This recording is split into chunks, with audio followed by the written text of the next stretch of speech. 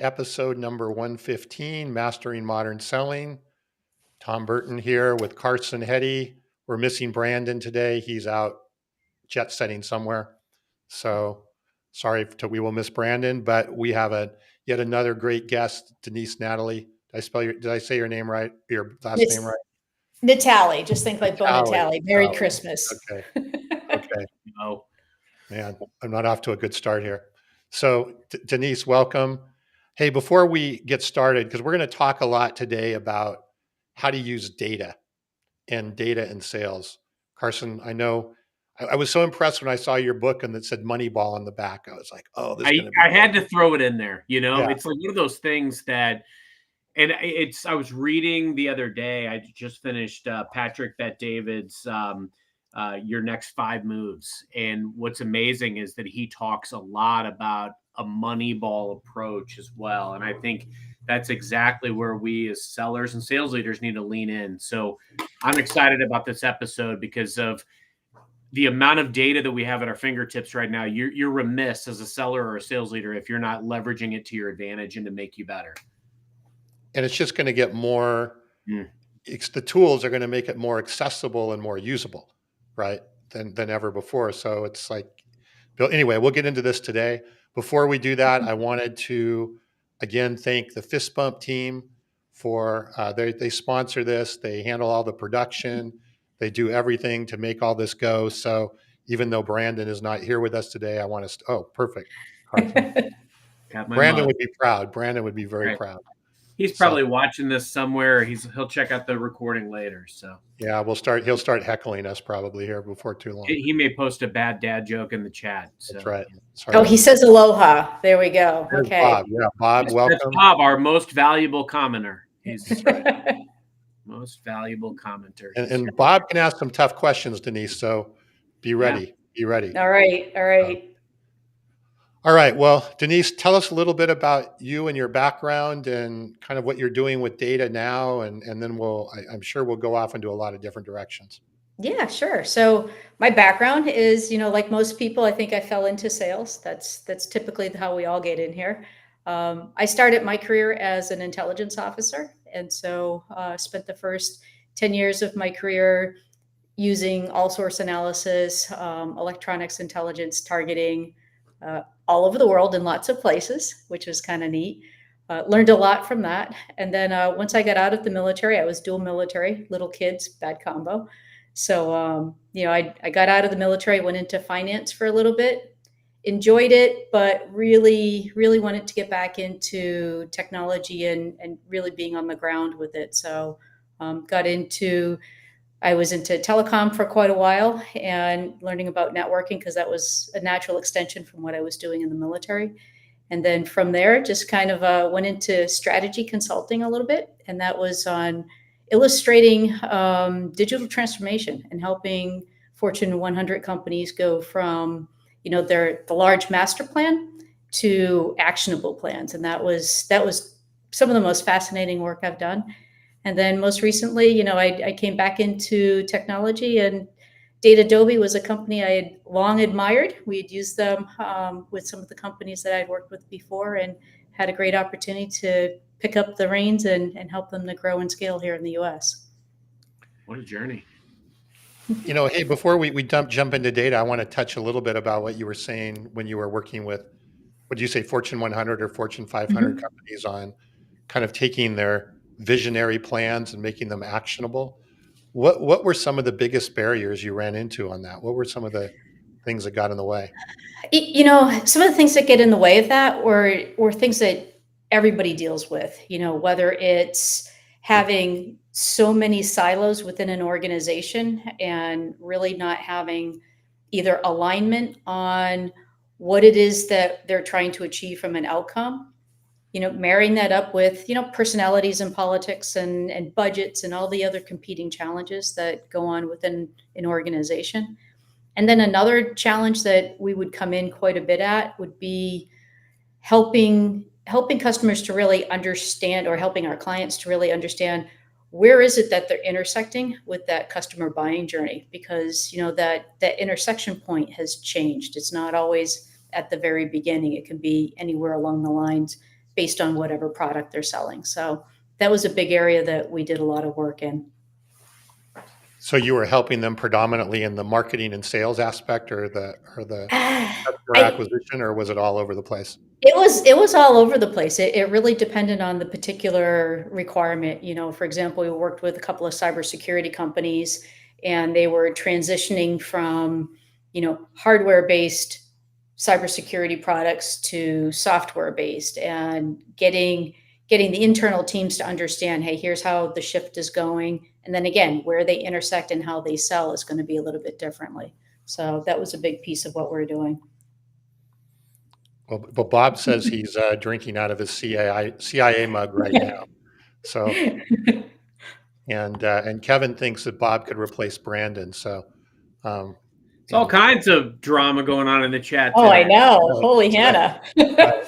Denise, I want to hear more about how you fell into sales. You've got a fascinating career, in my opinion, and I think what's amazing to me too is when I think about the broad strokes of a career. Often, we accumulate these skills and these experiences that sometimes we're not exactly sure where it's all going, but we ultimately wind up parlaying that expertise into what we do. And I mean, it sounds like that's exactly what you're doing. Tell us more about how you not only fell into sales, but also how you're leveraging all of this wealth of knowledge and experiences uniquely to serve you in your role today. Yeah, I would say that the way I fell into sales was really, I think most folks wouldn't expect that a military officer would be in sales, because that just is not one of the perceptions that you have. But you have a lot of discipline, though. Arguable. So when you're in intelligence, you are selling something. You're selling something that is an unknown.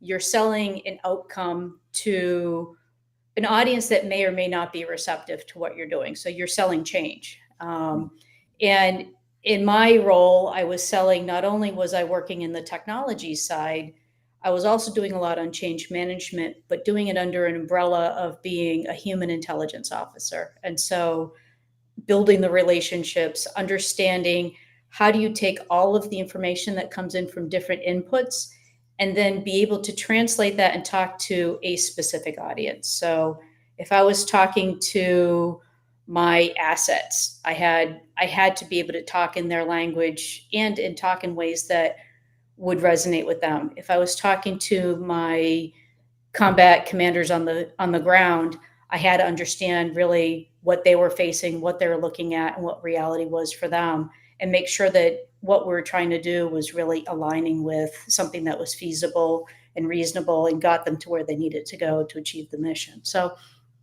all of that kind of makes it for me, it made sales a really natural kind of a progression, because those were areas where I really excelled at, was on the people side of it.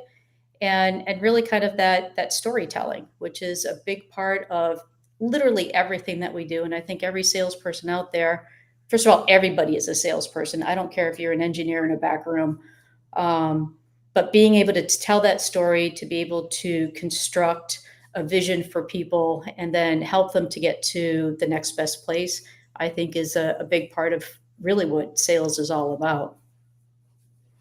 Yeah, I made a post on that earlier in the week that there's sales and everything. Half the time I feel like I'm just selling my kids to eat their vegetables. What I love too, Denise, the vantage point that you have too, that I think a lot of salespeople don't necessarily understand or think enough about, is that change management piece. Like, to be able to look holistically at the buyer's experience is of infinite value. And I think that's where your vantage point is going to be particularly unique, but also valuable, because sometimes that's the blind spot for a lot of sellers. They think about getting that presentation out there, doing the demo, landing the deal, and then they move on. But the reality is, unless you think holistically about the risk to the client, and data is such a critical piece of that, to be able to understand the risk, to be able to articulate that, to be able to be truly on the journey and earn the right to be their partner and their collaborator, I think that's where the biggest blind spot is sometimes. So what I'd love to hear more about too is where have you seen your unique experiences really help you, whereas maybe a lot of sellers may have faltered without that, or with having that blind spot. Whereas your unique experience really helped you in the journey, where most sellers don't have that. I think you talk about this in your book. There's your quick plug, because I love. There's a lot of really kind of tried and true pieces that are in there that really talk to what you just asked about, which was, where are the areas that I find are where I have done really well and where other people falter. And number one is really walking a whole day in the life of somebody else's shoes and Yes. really placing yourself literally in what does customer reality look like? What does their total environment look like? Not just what you're selling. So not just if you're selling data management, if you're selling hardware, it's more than that. It's what is going on in the entire environment. And by doing that, what that does is that opens you up to a more holistic view and more perspectives. And that's where you can really start to engage with a client and say, hey, yes, it sells for X, however, comma, you've got Y and Z out here. So let's start to also address those. And I think what that does is where that sets up a really successful salesperson is it helps them to really continuously look from a strategic vision, not only what's right in front of them, but also what's coming up down the road that they have to be able to help and truly partner with their customers on. And I would say number two, preparation. You mentioned discipline earlier, and I kind of chuckled at it. Yet discipline and preparing and really, and this is again where data comes in, really understanding what that customer environment looks like, because you have a lot of that now. You have the ability to really role play and war game out and brainstorm and expand your perception on what the reality looks like and how you want to approach that conversation with the customer. Because if you go in day one and all you want to do is pitch, then that's all you become. You're a transactional seller and you really don't have any strategic value for that customer. And in this case, and especially today where there's so much going on, the world is changing and it's so dynamic that you really do have to be able to be a true technology partner with your customer in order to help both you and drive those mutual outcomes. And that's a big thing that I think a lot of people don't see when they're selling is they think, hey, I've got a bag of widgets. I'm going to go to these customers. I'm going to knock on these doors. 20% are going to buy from me, lather, rinse, repeat. And that's not thoughtful selling. And I think that's an area where, I know I sometimes I get frustrated when I've got salespeople or people come to me for advice and say, hey, can you help me out here? And yet, when it comes to the preparation, they either don't put in the work or they just don't know how to put in the work. And that's a lot of it is they don't know how to get to point A in order to start the journey. So those are areas that I see are challenges. So let's unpack those a bit from the context of data. Because the first thing that you said about walking in somebody else or the buyer's shoes, right? Obviously, Carson, we talk about this for 115 episodes about being the trusted advisor. But I think it'd be very difficult to be a trusted advisor if you're not understanding the person who you're talking to and the shoes that you're doing. And then I think the second part of it is how do you become a valuable trusted advisor, which you just described, which is preparedness, right? Coming in and maybe even having more preparation, more knowledge, more value. So you're not just a trusted advisor, you're a valuable trusted advisor along the way. How can a salesperson, let's take each of those separately, right? So Okay. the first one being walking in their shoes. How can they best use data? What should we be thinking about, even if I can't do it now, into the future for that first one? Well, I mean, I think that it boils down to really the most basic elements, and you're spot on when you're saying, hey, listen, how do we do this? Like, what's the first thing you want to do? Because if you look at it from a huge one over a 50,000 foot view, there's a lot to it. And so you really have to dial that in and start looking at it from different chunks. I go as simple as like, I use data to determine, like, first of all, who is the person that I'm talking to? Who is the audience? Because it's normally more than one person. And so you map that out. And that's where you can really use data. You can use your social selling. You can use all of the different pieces of where that person intersects so that you get a broader view on who it is that you're talking to and knowing your audience. The other part of that is also when I say who, it's also learning a lot more about that company and what that company is trying to achieve and what does their environment look like. Again, all of that competitive analysis is out there. All of that data is out there. These are areas where sometimes it takes a little bit of sleuthing to figure some of it out because, they may or may not have all of that publicly available. And then the other part that I look at from a data perspective is where is it that you can find the best intersections with those customers? Whether it's, where do they get their news? We were talking before the podcast about what do you get from your news? How do you make sure that what you're doing is vetted and all the rest of that? So what are those sources of information that they go to? And then look towards that so that you get kind of that level setting and you're all on a common ground. So that's all about what I would consider to be really establishing a baseline for creating a relationship. And then, we've talked a lot about relationships and I think relationship selling is exactly what you need to be a trusted advisor. And it means showing up, it means having patience. It means making sure that they can rely on you, that you've done your homework and that you've gone through and looked at a bigger holistic picture of what they're going through so that they don't have to explain their business to you every single time that they talk to you. We all know that can be a little frustrating. I get all my news from memes on Facebook. That's the right place, right? I want to say hi to April. And also, Denise, you hit on something that's, I think, super important. Look, I've talked before on this show about a deal where, an executive would not give me the time of day, made clear he hated vendors. And, I ended up going to the board and to the CEO and the CFO. They ultimately forced the meeting. And even though it was very tense, ultimately just said, like, look, we're just looking for a way to help you win. We have all this great intel from your organization that, we know what you're trying to do.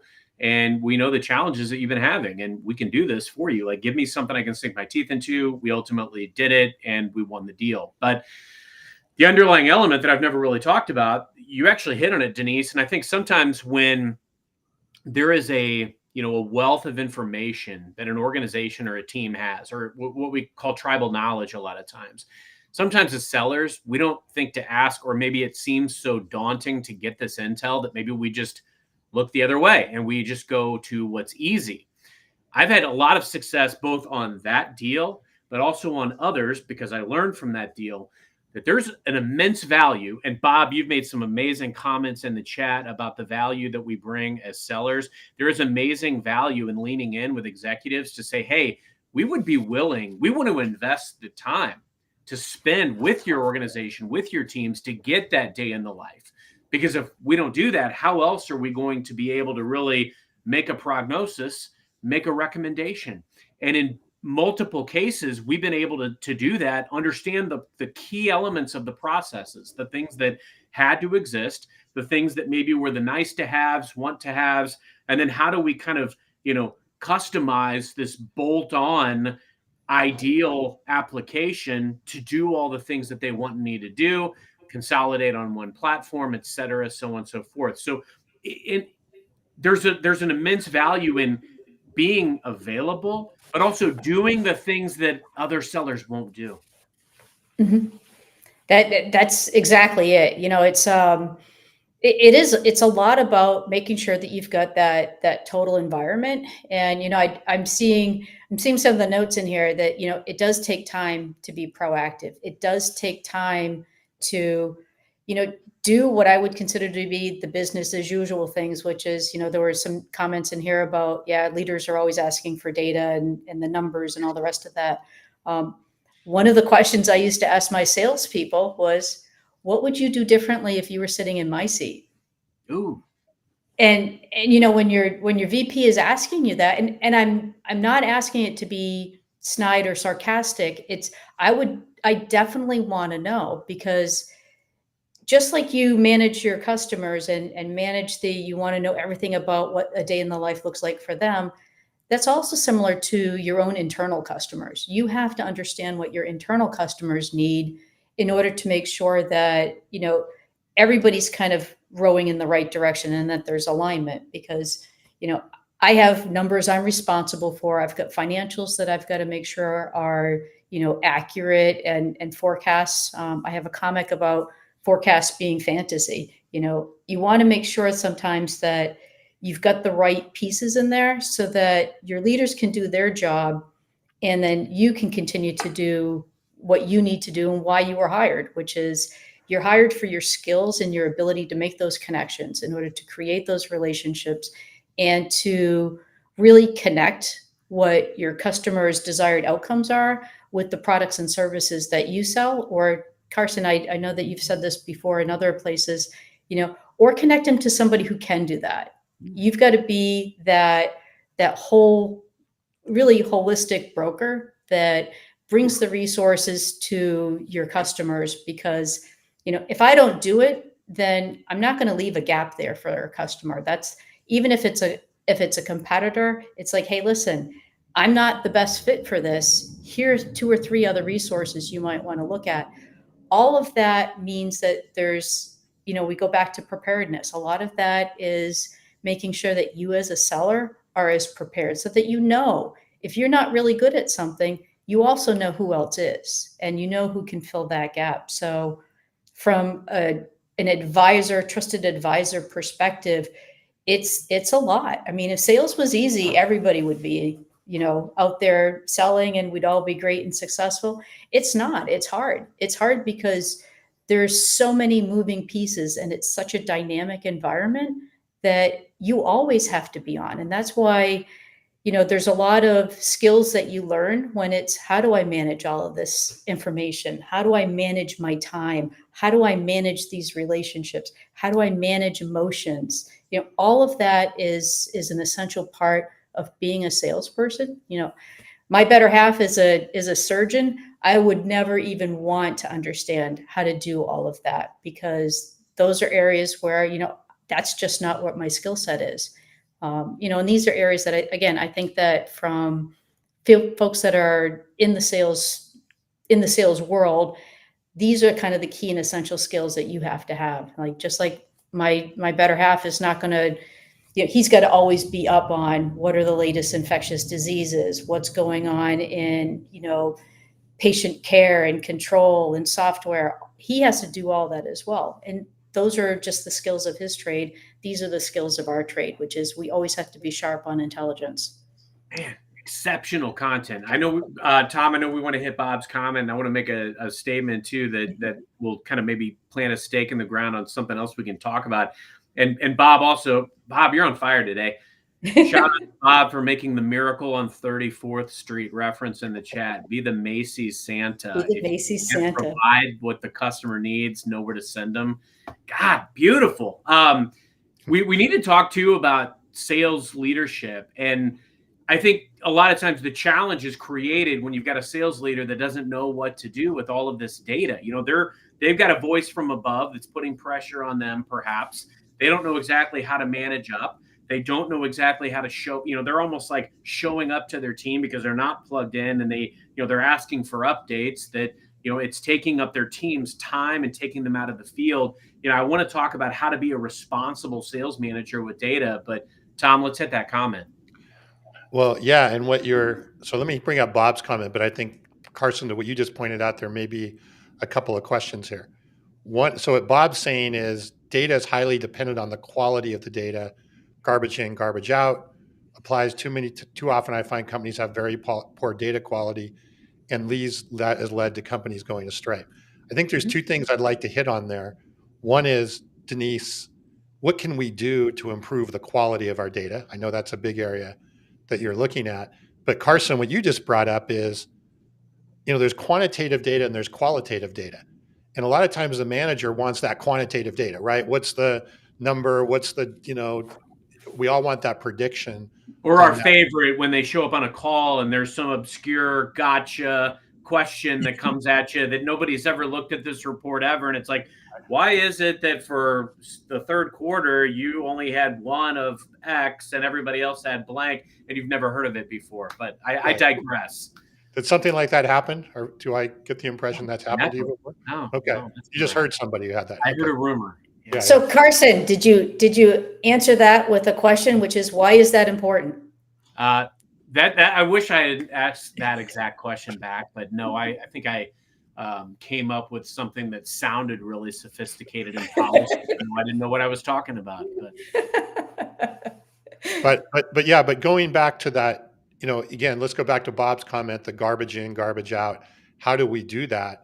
But I do think there's an important point, because as we talked about here, we're working a lot with qualitative data when we're working with the buyer journey and the different groups and then we have to somehow translate that and put it into a machine and get that out to the qualitative that we can actually provide for prediction and forecasting. But anyway, let's talk about the garbage in, garbage out and how we can improve that.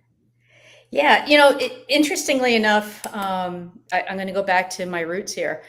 As in intelligence, whenever we would get a piece of information that would come in, so we look at the garbage in, garbage out, you would have to go in and correlate that and compare that to other sources. So if everything I got came in from human intelligence, people on the ground, whisper campaign, whatever you want to call it, I'd have to corroborate that. So I'd have to corroborate it either with something on electronic intelligence, or maybe there's an imagery or something along the lines where we could get in and do, I think, a better intersection that says, all right, how true is this? And there's been hundreds of books written about, failures in the past or like big successes. Typically, you don't hear about the big successes in Intel, which is good. But I think that translates very directly into what you're asking about here, which is how do you go against the garbage in, garbage out? Is you've really got to be able to corroborate a lot of that information that's coming in. If somebody says, I'm seeing this, like, hey, this person has 1,000 activities logged in Salesforce, it's an inspection piece, and that's where the leader comes in and says, all right, as I would say to my guys, like, is this fact or is this feeling? Because give me that temperature reading on it, because you have to be able, as a leader, you have to be able to give them the safety to give you an honest answer. And I think where people get trapped and where you start to see a lot of garbage going in is when they don't feel safe to say, hey, you know what? I only had 10 activities logged this week, but let me tell you about those 10 activities. I know I'm supposed to have 100 or whatever. Those are areas where I think that as a leader, you can create a safety that lets people be completely honest with you. I'll tell my guys, like, listen, this is a 2-beer conversation. So first beer says you're going to tell me what I want to hear. Second beer is you're going to tell me what I need to hear. So tell me what's really going on with what you're putting into the system, if it's in Salesforce or into our CRM, or whatever you're getting from a customer that says, hey, the customer is telling me this. How do you inspect that? Well, you're like, well, what else is going on? How do you get your questioning to really start to expand and give you a broader view rather than just a really narrow kind of an alley view on what's going on with the customer? I think April's got a few really good comments as well that I think also kind of speak to like the realities of today's sales world. We've got a lot of sellers out there that are getting, pinged, asked regularly, whether it's in one-on-ones or sometimes put on the spot in team meetings that, hey, like, show me your activity. I have a lot of thoughts on this, and, just like I've been in sales for a long time. So, I mean, I've run the gamut from like great leaders who trusted me, greenlit me, let me go run free, and I made them a lot of money.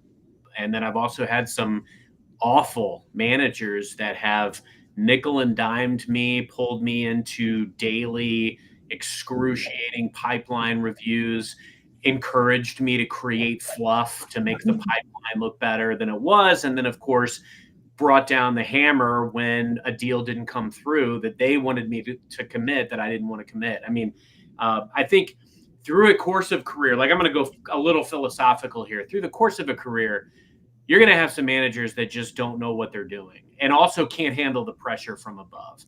I've reached a point in my career where I'm pretty confident in my approach, in my business.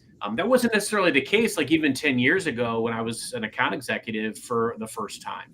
I had a very distinct early career in telecommunications and advertising sales. I was very successful, and then that ended. And then I had like this second career in technology. And my first year as an AE is very challenging. I believed that this social selling process would work, but at the time I didn't have the results to back it up.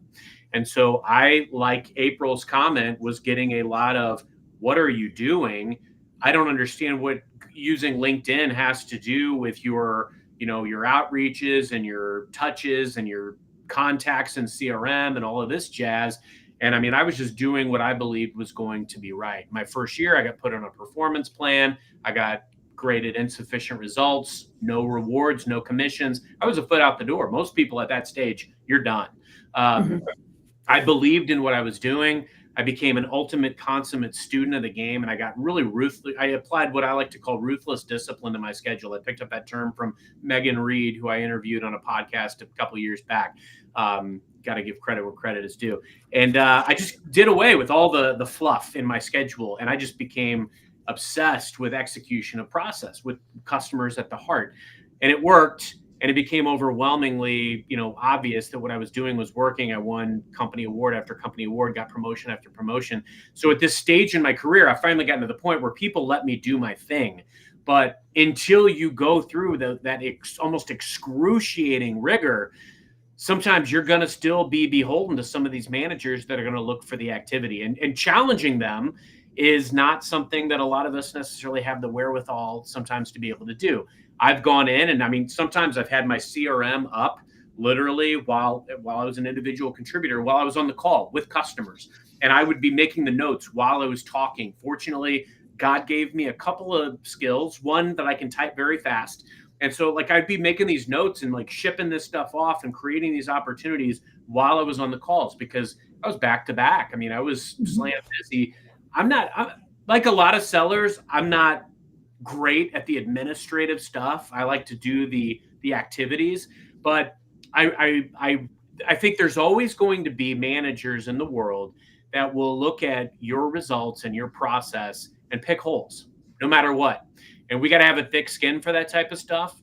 We ideally have the results to back up the way we're doing it. And sometimes we got to smile and nod and say, you know what? Thanks for the coaching. Thanks for the guidance. I learned that a long time ago, is sometimes I just need to keep my mouth shut, keep my head down, keep executing, because if you make the number, you make the money, you make the result, it has a way of alleviating some of the pressure, but there's always going to be pressure. And as Doc Rivers likes to say in that Netflix documentary, The Coach's Playbook, pressure is a privilege. That's true. And you're talking about some things that I think are really interesting, which is sometimes it depends on the person. And there's a few things that came out, which is, number one was you ended up proving your value. And that is, if there's something that a manager looks for, it's somebody who is self-directed and is successful and is proving their value.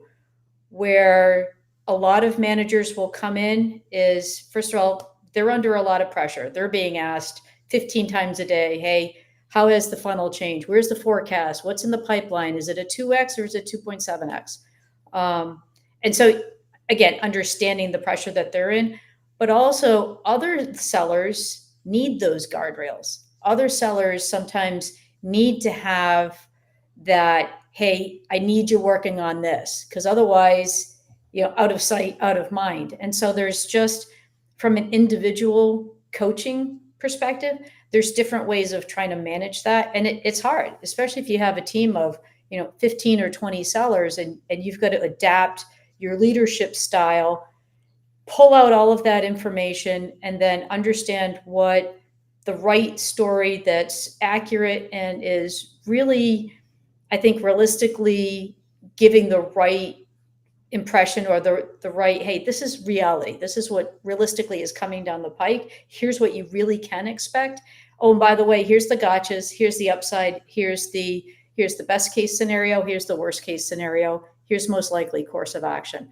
Those types of things is where a manager really has to come in by pulling together all of the data that comes in.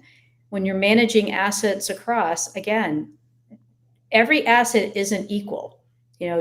Managing somebody like you, Carson, is completely different than managing somebody who needs to have that very prescriptive, hey, I need you to do this. Did you ask these questions? Did you go down this level? Have you thought about these 4 things over here? So that's, again, from an individual perspective. Sometimes for people like me and you, where we're very self-directed, it's very confining. I'm like, let me loose, like, just leave me alone, let me loose. At the end of the month, you'll have your number and then some. Others are not that way. Others say, hey, you know what? They just kind of flounder. And then that's when I think a lot of times you'll see fluff gets put into Salesforce. That's when you sometimes get that garbage in, because they're trying to make the administrative reflect something that maybe not is reality, or that they feel that, hey, I should be at 200 contacts a day, or some other number along those lines. Well, and the reality is sometimes these numbers are plucked out of thin air. They make no sense. I mean, to make another surgical analogy, I always like to say, like, data diagnoses. I think some managers have a knee-jerk reaction based on the data. Well, gee, you only sold X number of widgets. You only made X number of calls. So by default, you just need to make more calls. That's ridiculous. My best seller ever in the call center days made like 10 calls a day. They were just of massive quality. And there were other people making like 400 or 500 dials. You're telling me that those are quality dials, like they're trying, like they're leaving quality voice messages and like actually engaging people that they get on the phone? No, they had probably call reluctance, call avoidance. They were almost like just, they needed a layup to win. And, I think that's the challenge that you're up against, is that you've got to look for pulling the right outcomes out of the data, and making sure that you're using the results to help diagnose, hey, there might be a gap in process here. I get it. I mean, if rep A is selling X number of widgets and rep B is selling 2X, okay, what is rep B doing that maybe we can learn from to apply to the process of rep A? It doesn't mean I come down with the hammer on rep A. It means like, hey, let's take a look at the process. Where could we make some tweaks? And often, because there's so many activities that are involved, often it's very small tweaks into process that make a very significant change in the outcome. And I think that's the key element. That's why, as a sales manager, like, your biggest job is keep a steady hand on the wheel, and like actually plug in and attune to your team, understand their process, know what they're doing. And you're not going to revolutionize or just make some drastic change to their process, and you're certainly not going to turn them into a clone of you, nor do you want to. You want to understand, like, hey, where are there some gaps in process, and where could I help them make the most impactful change possible, so that they get 1% better every day. Right. Hey, I have a question for both of you as we kind of talk about, as I was saying, Denise, before, right? I'm a part owner in a CRM company, and obviously one of the biggest resistance we get is, oh God, I don't want interactivity, and all this is Big Brother and all this kind of stuff. And as I was listening to both of you talk, should we be thinking about changing how we use quote unquote activity in a CRM? So that rather than saying I left a voicemail, or I sent an email, or I had a phone call, the activity aspect of things, if we really start to use it as a way to present information about what we're diagnosing and learning about the prospect on a day-to-day basis. So then as a manager, when I look at those activity, I'm not just looking, oh, you left 50 voicemails and did 20 emails or whatever it is. I'm looking at, hey, I met with this person who's not an authority, but he's an influencer, or she's an influencer, or kind of telling the story of the journey of the sales process and the activity versus just the transaction of the activity. Does that make sense, first of all, when I'm asking, and should we be thinking about it different? It does, and interestingly enough, and it's one of the main reasons why I came over to Datadobe, is that we're approaching our CRM a little bit differently now, and what we're doing is we're leveraging our CRM and how our salespeople are interacting with our customers to really drive innovation and look for what's our next beachhead, which I think is really an interesting way of using it. And so we'll tag things as like hashtag yes for an interesting use case, or it's helping us to understand where in the migration business by nature, which is where we've been the gold standard for years, that the nature of how we intersect with the customer has typically been project driven. In the data management, that's a subscription service. So from an intersection with customers, that's a longer tail and that's a continuous intersection with customer. And so that shifts and changes the what's the sales cycle? How many touches does it take? Who's the buyer? All of that changes dramatically, but it's all still within the same CRM and it's within the same, account, or it might be in a different parent account. And so these are areas where how I have my folks intersecting and putting information into the CRM has not so much to do with it's a gotcha, but it's more on the I really need the intelligence. And I think that my salespeople really appreciate the fact that I'm not badgering them to the, well, how many times did you email them in the last month? I want to know, are people responding? And if they're responding, who's responding? Who's opening? And it depends on, the products that we're selling. So we use it really as an innovation driver more so than, like I consider it sometimes to be kind of a punitive piece that from a sales perspective, salespeople look at it as being a punitive, hey, this is just going to drive reports that says I'm not doing these things or doing X, Y, and Z. And I think there's nothing further from the truth. There's a different way of leveraging the platforms that I think are better for the overall organization, not just for sales. That's powerful. Let's say, to paraphrase Michael Jackson in the Thriller video, I'm not like other sales managers, so I'm going to give you a little bit different response too than I think you would probably hear a lot on the street. And it's like, look, if we get paid to grow a book of business, we get paid to hit a number, right?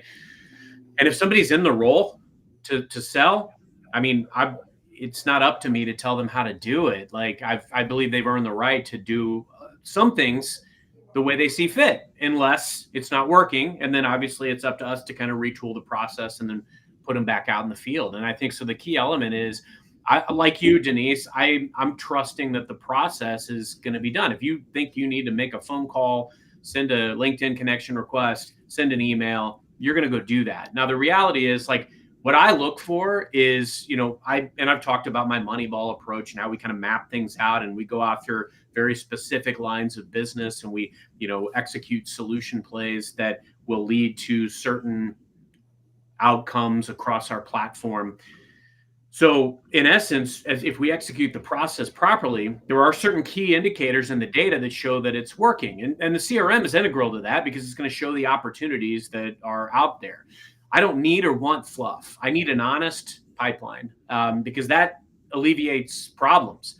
And the more attuned I am with my team, I can speak intelligently about that with my leadership. The reason that a lot of gotchas happen is because you might have a sales manager that's so ingrained in the data and so like trying to like answer their leadership that they're disconnected. They're disconnected from the customer. They're disconnected from the sales team.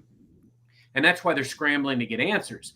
And then it turns into this game of like hot potato. Well, like, don't look at me as the sales manager. I'm waiting on the response. And oh my gosh, they only made 100 calls yesterday to everybody else's 200. So clearly they're the problem, not me. And I think that's where a lot of it comes into play. But as a sales manager, if you're really tapped in and you know how to leverage the data to diagnose, you're in good shape. Right now, we spend a lot of time going out and trying to get these line of business executive relationships, influencers, the business decision maker, the people that have the juice to get a deal done, and trying to like resonate the right message that's ultimately going to lead to fruitful deals for everyone. Right. And if I look at my pipeline and I see that, first off, I have more pipeline than anybody else in the entire world that does my team's job, good thing.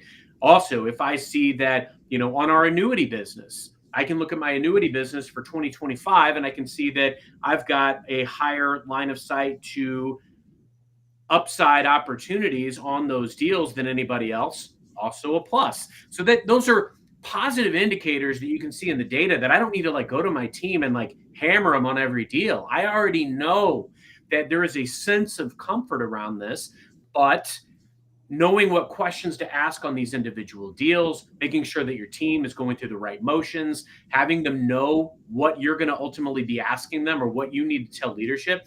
And I always make it, I try to be as transparent as possible. I'm like, hey, our leadership is asking us for this. Arm me with what you're seeing in the field. Or, as a manager, often I'm in the field with them. So I'm hearing directly from the customer's mouth. I can relay it with confidence. So I don't need to rely on data to turn and like drop the hammer on my team, because I'm so at the pulse of what's actually happening that I can explain it to management myself. It cuts out a lot of the fluff, the red tape, the reaching out to my team, taking them out of the field to answer questions that I can answer myself. I try to be as much of a barrier for that stuff as possible with my team, because they need to be out selling. And so the less noise, the less noise that I can get to them, the better, in my opinion. Completely to me, agree. a bunch of activity that says left a voicemail, sent an email, that's really noise. It's like tells you nothing. Right? Yeah, it's meaningless. I'd rather hear, I'm stuck on this deal. I've done these things. How can we collaborate and brainstorm of a unique way to maybe reach out to somebody new or to get this customer to respond? Yep. Yeah.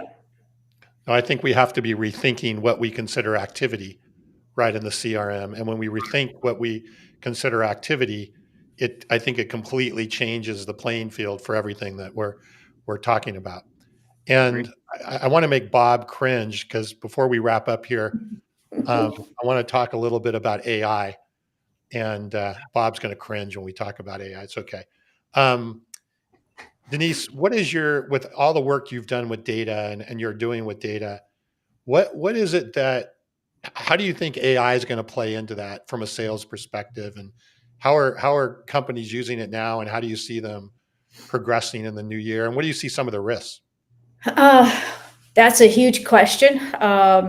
In fact, I just got back from that's a whole episode. So now we're starting episode 116. Right. I mean, I just got back from a customer meeting yesterday, and they said that they have over 700 AI initiatives going on internally. So with that in mind, I'll answer, where do I feel that AI is going to be coming in? I think what it is AI is definitely going to be helping in, I would say, more so with like the digital assistants. So we talk about what is the number one thing that salespeople say, boy, if you could solve for all the administrative stuff that I have to do, if you could solve for that, I would have all this time to go sell.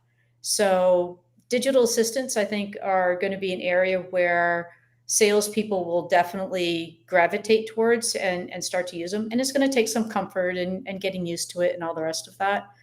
I think the second piece is that AI is definitely helping out with doing the background intelligence for folks. So helping with that preparation, helping with that research, helping with using, hey, if I say this, what are some of the things that I might want to look at? How do I better say that? Because communication is an area where, Carson, like you, I'm like, hey, I've always been the reader. I've always been I go do some of you're comfortable doing it, but I get used to it. But a lot of folks, what I'm seeing is that they really struggle with communication. And so leveraging AI tools to help bolster and upskill their communication and knowing who to talk to, how do I approach, how do I make it conversational? And importantly, how do I incorporate that into who I am? Because you really have to personalize everything. The thing I hate the most is when I get all the emails that obviously nobody's done the personalization. They don't know much about me, and you just get bombarded with them. So having them understand, how do I incorporate this into a natural sales motion, not have it substitute for my sales motion. I think that's where you'll see AI in an ideal, perfect world. So more of a role of enablement rather than replacing that are there. Right. Unless, of course, there's a race to create my digital twin so I can put him to work and I can go take a nap. But Working on that. Working So, on it. All right, Carson, any final things that we want to dig into here in our few minutes that we have left on data that we should hit on?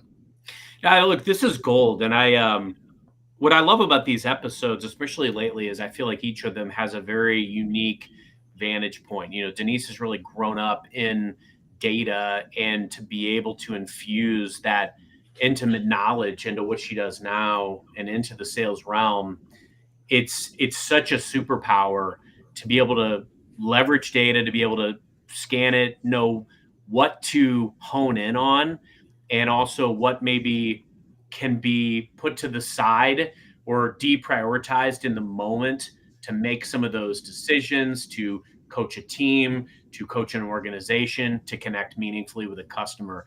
I'd say, my last question, Denise, would be, as you're talking to sellers and sales leaders out there today, any other practical advice of things that they could be thinking about, or maybe that they haven't, that hasn't dawned on them, about ways that they could or should be leveraging data to better know their customer and to better know their team? Yeah, an interesting way of doing that, I would think, to be, and it sounds counterintuitive, so hang with me for a minute, is looking at the data and then stepping back and then looking at it for any of the negative imperatives, like what's not there, what isn't there that should be there, what's different that is an area that I can kind of fill in and start to look at. And so I think that that's an area where sales is, and one of the folks said this here in the chat, and I couldn't agree more. Usually with salespeople, what I hear is like, oh, I'm a data person or I'm a people person. And it's really both. You really have to use the data, which is great, which is all of the inputs. So whatever you want to call it. Some people get concerned when you say like, oh, I'm just information, because they think that's just, something that is associated with math. But really understanding all of the different emotions that go into sales and leveraging that art and creativity to understand what should this picture look like if I was to paint it, and how does that shape a perspective, and what is it that, as I said, what is it that isn't there that, boy, you know what, there's the gap. I think all of that helps us with innovation. It helps us with sales. I think the more that you have conversations with as a salesperson with people who are the least like you is super important, because that helps fill in some of those gaps that you might have in your repertoire. And how do I talk to a difficult customer? How do I handle I got no pipeline? What do I do now? I mean, those are the ways that they can start to really tap into their creativity. And that's why I think that, AI it's a great enabler. Technology is a great equalizer, but humans aren't going away anytime soon. I mean, the human element in sales is all about bringing that art and science together and being that connective tissue between it. So that's kind of the thoughts that I have on that one. Yeah, that was a cool comment Bob made. Tom, great job flashing that up, that, sales is a balance of both science, the numbers, and art. We tend to lean heavily on the science because it's often repeatable. However, art is needed to make the science work. And I mean, it's so well said. And, Denise, I think, something that kind of dawned on me while you were talking, and also as I was thinking about some of the comments that have been made today, is, ask a high performer that does what you do. If you're ever in doubt of like how to leverage data, I like to ask high performers that do what I do, or that even look at my business, to tell me how they look at the data. And at the end of the day, like, you get to decide what you take in, how you assimilate that into your arsenal, how you execute. I say give it all to me. I mean, there's absolutely people that I think sometimes are Monday morning quarterbacks that look at your business and they're paid to poke holes in it and point out, well, you're not doing this. I mean, you may be 9 out of 10 on your scorecard, but I'm really going to give you the business about that one area where you're in red. That's okay. I mean, look, that's okay. At the end of the day, I'm happy with my career. I'm happy with my paycheck. So I'll listen to the guff. That's fine. But I think the key element is there's some truth in all of it. If I'm red on one area, yeah, I want to get to green. And so I think the key element is figure out how other people are looking at the data, leveraging the data to be high performers in what you do, and then judiciously decide how you can parlay that into what you do. Because every little bit of it is just going to make you better and better and more knowledgeable and provide you more wisdom by which to own and manage your business. I agree with that. And I really like, Denise, what you said there about looking for the data that is missing. I would Yes. expect that in the intelligence, back in the intelligence days, those were the red flags, right? Well, wait a minute, this has got some clearly missing important data. Why is this data missing? How do I fill in that gap? I think just having that radar, if you will, looking for that missing data is a huge just skill to develop over time. Because that may be the bridge that you're looking for really to kind of get to that next level. So really, really insightful. All right. Well, Denise, awesome. I've taken a few notes along the way here. Carson, I'm looking forward to your AI summary of this. Absolutely. Me too. Yeah. Me too. This was an awesome episode, Denise. We got to have you back. And thank you. Yeah, thank you. This was fantastic. Anything else that you wanted to share today or want to share about yourself or where people can find you, before we sign off? Yeah. So I'm on LinkedIn, obviously. Love to connect with people. Never afraid of a good connection. I'm on Instagram. My comics are anyway, so I'll keep that on there. Love it. And just as a little plug for Data Adobe, since we've been talking about data quite a bit, really where we don't sell directly to customers, so we sell through partners and all the rest. So the thing that I would go out and encourage every salesperson out there is to really understand that data is truly the lifeblood that is running businesses today. We're in a digital world, and it drives everything from compliance. It drives everything on innovation. It drives everything on how to make things work, and really wrapping your arms around where we see where customers really need us is understanding what's in the data, because that's the biggest nut that most people have to crack, and then understanding what and how to act on that. And that's those are key and essential elements about how we all interact in sales and in what we're doing in technology. I mean, understanding what you have, where it's at, and then what's the best course of action to move forward with it, I think are really critical skills that, if anybody has a question about it or wants to reach out and bounce things, that's why I'm here. Isn't that what Matthew McConaughey told us, that data is the new gold? All right. Jerry, look, he's eating rice. All right. Sounds good. Carson, wrap us up. All right. Denise, thank you. This was awesome. Thanks to everybody who joined us today. Yep. Lots of great comments. Bob, April, thanks so much for being on with us. And Tom, as always, sir. And so until next time and until next week, everyone, happy modern selling.